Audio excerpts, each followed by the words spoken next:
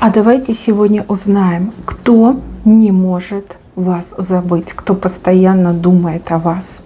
Ни о ком не думайте, песочек все покажет сам.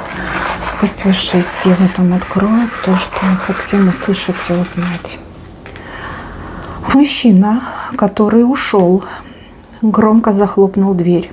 Скорее всего, со скандалом уходил. Либо как-то как по-предательски, да, вот прям сам был виноват, но вас обвинил.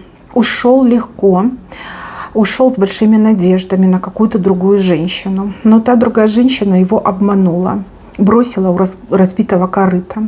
И теперь этот мужчина вот все понял, все осознал.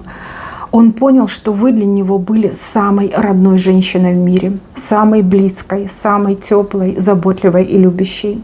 Как будто бы вот проиграл, я все проиграл, своими руками свое счастье разрушил.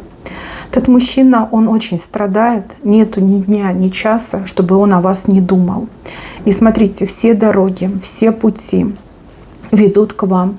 Этот мужчина скоро появится. Склонит голову и скажет: делай со мной что хочешь, но только не прогоняй, я не могу без тебя, ведь я люблю тебя, и ты единственная в мире, кто мне нужна. И тут уже, мои хорошие, все будет зависеть от вас.